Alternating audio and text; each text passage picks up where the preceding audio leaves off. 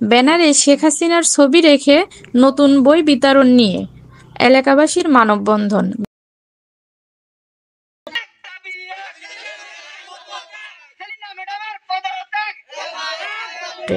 প্রাথমিকে বই বিতরণের সময় ঝিনাইদহে সাবেক প্রধানমন্ত্রী শেখ হাসিনার ছবিসহ ব্যানার ব্যবহার করায় প্রধান শিক্ষকের পদত্যাগ দাবি করেছেন এলাকাবাসী।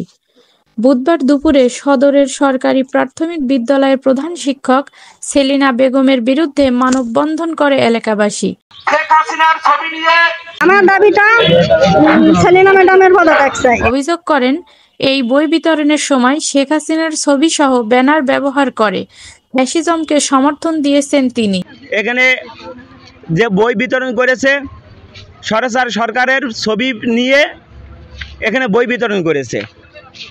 তো আমাদের একটাই দাবি, তার ম্যাডামের পদত্যাগ। এখানে কোমলমতি শিশুরা আসে শিক্ষা গ্রহণের জন্য, তাদেরকে দিয়ে টয়লেট পরিষ্কার করা হয়। সেলিনা প্রধান শিক্ষক। এখানে আপনারা টিউবওয়েলগুলো দেখেছেন, একটা টিউবওয়েলেও কিন্তু নাই, পানি পর্যন্ত নাই। ইনি শিক্ষা প্রতিষ্ঠানে কোনো দিকে খেয়াল করে না। আপনার যে গ্রিলগুলো করেছে আমরা জানতে পারছি এখানে বড় ধরনের একটা দুর্নীতি আছে। আবার নতুন বছরে শেখ হাসিনার ছবি দিয়ে বই বিতরণ করেছে। বাংলাদেশে যার মুখে জুতো মারতেছে, তাহলে তার ছবি দিয়ে বই বিতরণ করতেছে বেশি জনে। সেখানে লেখাপড়া শিখাতে এসে, বাচ্চাকে শিক্ষা দিতে এসে, এখানে রাজনীতি করতে এসে স্কুলে।